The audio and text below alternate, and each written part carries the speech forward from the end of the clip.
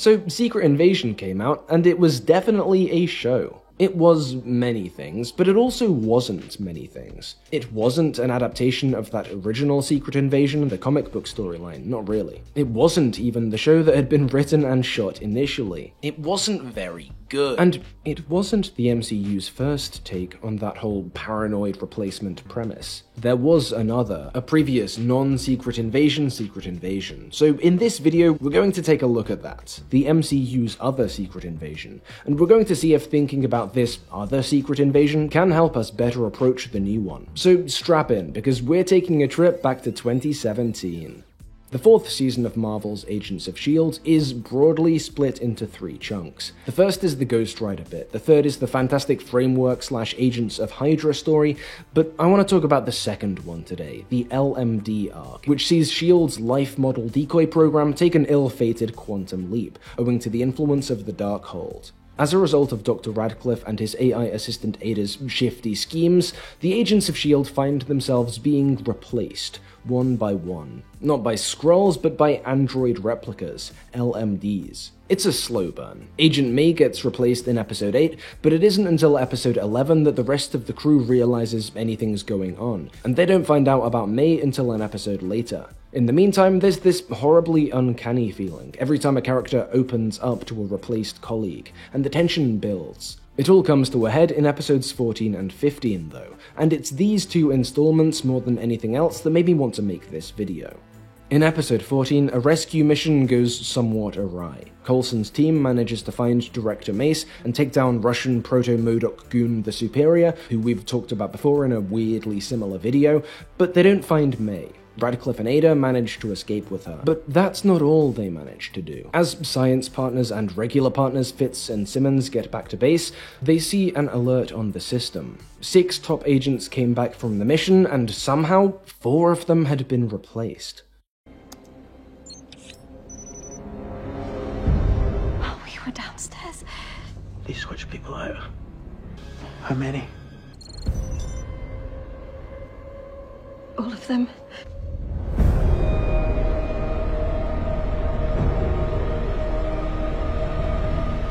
That's how this episode ends, and let me just tell you that teenage me was very distressed by the week-long wait that followed this cliffhanger. This is a huge plot twist, but it doesn't come out of nowhere. The episode had quietly, ominously set it up. Fan out, search this place top to bottom for Director Mason, Agent May. Stay on comms, be sharp.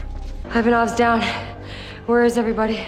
We've been running all over this place. It's a bloody labyrinth. Can anyone hear me? Has anyone spotted Ada? Still no response. How long were we in that base?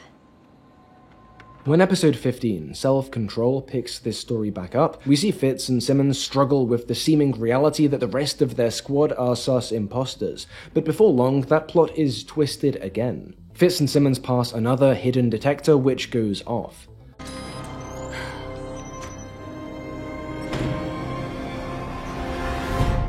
One of these 2 is an LMD, and that's a huge rug pull. These were our perspective characters. That last episode had set us up for a fairly straightforward, if thrilling, 2 heroes against the world story, but that's flung out of the window a mere 8 minutes in. Self-Control wastes no time. For one terrifying moment, we don't even know who the machine is. Soon enough, you realize Simmons has to be real, otherwise she'd have closed the laptop, dismissed the report, right?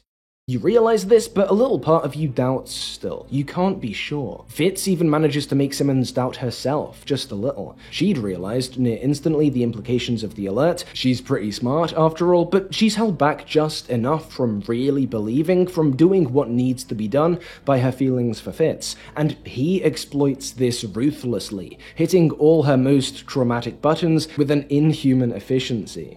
Don't hurt me. I couldn't. I'm not gonna fight you, Gemma. Even if you are a decoy. I'm the bad guy, okay? That, more than anything else, proves to us that he's the LMD, but initially it works on Simmons, buys him time. But then she sees it, and something happens. Pick it up. Cut your wrist. If you're the LMD, I'll see your substructure and I'll know. Simmons has a ruthlessness to her that we don't often see, but here it comes out. her voice drops in pitch, hardens, is joined by a dead-eyed stare and a cruel, efficient logic. She tells Fitz to pick up a knife and slice into his own skin, to prove he's not a robot once and for all. A good plan, but Fitz manages to hide the metal beneath the wound just long enough, and then... Oh no. Oh God.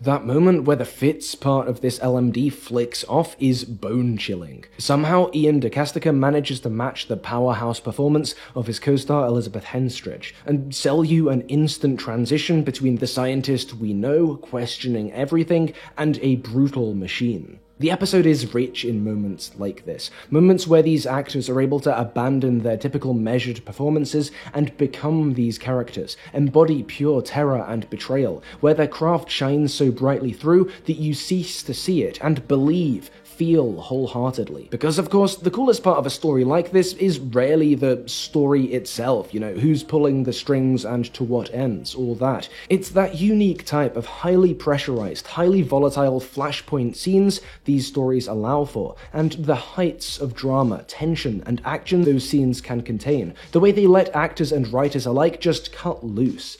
There's a moment where Simmons has to brutally stab to death this perfect facsimile of the man she loves, which is so brutal I don't think I can show it and monetize this video, and it's raw and she's just as fucked up from it as you'd imagine, and I can't convey to you how good this is, and we're only like 10 minutes into the episode. The rest gets even better, with some of the most interesting employments of powers and some of my all-time favorite Marvel action sequences. Go and watch it. Go and watch Agents of S.H.I.E.L.D.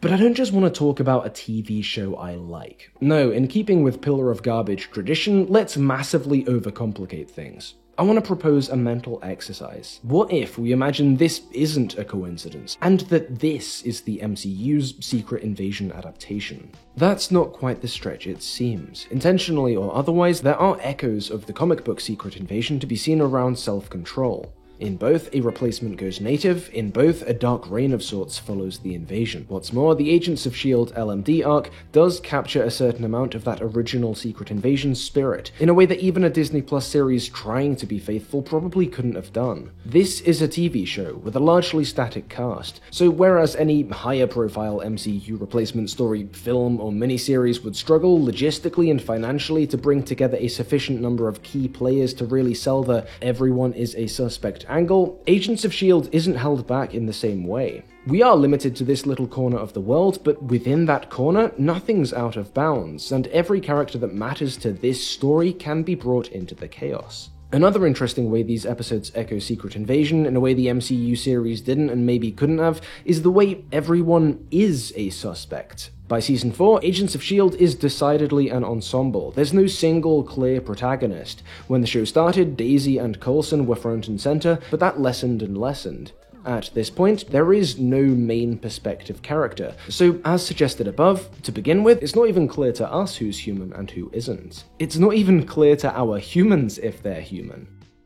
The Disney Plus Secret Invasion is a different beast altogether. For one, there's almost never any tension about who's been replaced and who hasn't. There are a couple of exceptions, literally I think a couple, but there is emphatically no doubt that our lead is a good old red-blooded Hughie. This is Fury's story through and through, and unlike either of the parallel stories we've discussed here, the viewer's faith in the point of view provided is never challenged. That's not an issue, just a choice, but a comparison to Self-Control reveals this to be another point where the latter skews closer to that prototypical Marvel infiltration story. So there are plenty of similarities here, to the point that I'd not be at all surprised to hear that the Secret Invasion comic was an inspiration to Agents of S.H.I.E.L.D., but that being said, let's not fool ourselves. This was never the point. At most, these similarities are a wink to Marvel's best-known replacement storyline. But that being said, let's fool ourselves. Let's pretend this was the point. Why? Well, I think it'll help us approach the real Secret Invasion show. Let me explain. I do think one of the biggest hurdles to productive engagement with the Disney Plus show since well before it aired has been its name. The show ended up being not great, but ever since episode 1, ever since the trailers, the idea that this should have been a certain thing has been an unhelpful barrier to people dealing with the thing itself. It was clear from the get-go that this would be an adaptation in name only, but all the while stuff like this was commandeering the conversation. Another, more real problem here was that whether or not paranoid, who do you trust intrigue was ever supposed to be the show's main hook, it was never really present here at all. The spy thriller side of this show didn't exactly thrill, and well, it barely spied either. I think these failures are among the reasons we sort of collectively dismissed Secret Invasion, and I'm not going to say that that dismissal wasn't somewhat valid, but I am going to say that just like potentially unfair comparisons to the comics and ideas of what this show should have been, that kind of wholesale sacking off erodes nuance, covers up silver linings, throws babies out with bathwater. So is there a silver lining here? Are there any babies to save in this case? Are there any cool ideas buried in this wreckage worth salvaging that we've overlooked either because Secret Invasion isn't Secret Invasion or because it's not a great watch? Well, that's what our little mental exercise is for. If we treat this as the MCU's Secret Invasion adaptation, then Secret Invasion doesn't have to be. And if we imagine a subtraction of all our preconceived Secret Invasion adjacent expectations from the Disney Plus show, we'll be able to see what's left with greater clarity. So, again, as an exercise, I'm not saying these things don't matter. Let's forget about the paranoia for a moment, the who do you trust. Let's also forget about the super heroic implications of the Skrull threat and all the rest. If you take the Secret Invasion out of Secret Invasion, is there any substance left in this show? Well, there's that whole Talos-Fury buddy dynamic it opens with. I mean, they're both the too old for this shit archetype, and since the show doesn't ever give, and perhaps doesn't even have a good explanation for their beef, their tension never really works, but there's something good here, right? Oh, scratch that, Talos is dead. Olivia Colman's Sonya, is that anything? Well, she's got a fun screen presence, but she never really does anything too important here. What about the show's geopolitics? All that being said, there is something the show brings to the table, a take on the Skrull perspective relatively unique to the MCU, following on from the live-action franchise's more sympathetic take on the Green Guys, and that's the immigration-y through-line the show gives us. To wit, a major tension is between whether or not the Skrulls can, or should, coexist with humans on Earth. On the one hand is Fury, who thinks, no, they can't, so let's go find them another home. Humans can't coexist with each other, Talos. You've been here long enough to know that. We've been at war with each other since we could walk upright. I mean, I guess that's his position. Is he still looking for another place? We get an answer in the finale, but that's from Gaia, so is that the truth? How can it be? What is Fury's position here? Why has he been doing or saying any of the things he's been doing or saying? And the other is Gravik, who thinks, no, they can't, but Skrulls need a home, and since Fury's been messing them around, why not Earth? Just gotta get rid of those pesky humans first. In the middle is Talos, who thinks, yes, Skrulls can show the world they're not a threat, and we can coexist. We just have to keep showing them who we are. But also, through those first few Fury and Rhodey scenes, the show overlays an awareness of African American history and progress on the above thematic skeleton. Altogether then, this leads to a pair of parallel-ish interweaving arcs in Fury and our, I guess, deuteragonist, Gaia. Fury starts off defeated and disillusioned. It seems he's not managed to find a new homeworld, and yeah, isn't exactly on board with the idea of coexistence. That being said, the train car discussion scene begins with Fury reminiscing about a segregated childhood, and later in the episode, his discussion with Rhodey brings up progress made in the years since. So it seems the show's signaling already that Fury's in the wrong here, that his position is based primarily on insecurity and fear, and that it will change. Gaia starts off disagreeing with her dad, Nira Gravik's stance, but helps him out regardless, family ties overpowering hardliner ideology. Even then though, she thinks he's a tad optimistic. You're delusional. After seeing how violently zealous Gravik's cause had become, and after it kills her father, Gaia switches sides for good, teaming up with Fury, and by episode 5, it seems that hinted at change in Fury has taken place, presumably driven by the sight of Talos sacrificing himself to save the president. It seems that some of Talos' optimism and belief in peaceful coexistence has rubbed off on him. We maybe get a glimpse of this in the Brixton Hangout Zone. My father told me what it meant, but I've forgotten. Brixton became a haven for immigrants from the West Indies. This was all they had. The path of struggle is steep. I feel a lot of strength when I'm over here. Talos chose the path of struggle. He did not lose. It seems Fury's realizing his position had been misguided, that the practical problems posed by the presence of Skrulls had eroded his sympathy for them, and his awareness of the parallels between them and other marginalized human peoples, such as those referenced Brixton migrants, and such as those in the segregated South. And it seems Fury ends the show recommitted to finding a solution for this problem. That Brixton moment also seems important to Gaia. The wall mural signifies that immigration, coexistence like Talos envisaged, doesn't have to be assimilation, doesn't have to see the migrants abandon their identity and culture, can be integration instead. This is reinforced by the later funeral sequence, where Gaia sees that Vara/Priscilla, by now a sort of naturalized immigrant, is able to deliver meaningfully, authentically, the traditional Skrull funeral rites. Her mind seems changed, and she heads off to stop Gravik, who tells her this. You're just like your father. Just like them. Gaia ends the show then, seemingly able to envisage a future on Earth, and presumably a future of wider Skrull-human coexistence. This, I think, is the center of Secret Invasion, but you might have noticed I said it seems a lot just there, and that's because a lot of those changes in perspective happen off-screen. I've put the bits we were shown into neat little storylines there, but we're only really shown a few pivotal events. What our characters are thinking about these things, how their thoughts change, and why those changes take place are rarely communicated. I've connected more than a few fairly disparate dots there, and hey, there's nothing wrong with subtext, but watching Secret Invasion, you get the sense that some of that was meant to be subtext, and some wasn't, was simply cut out or lost in the prolonged period of rewrites, reshoots, and cobbling together the project underwent. It's not so much that we're given those fully fledged arcs, more that with effort, the outlines of those arcs are visible. So there is something here, but that's kind of it.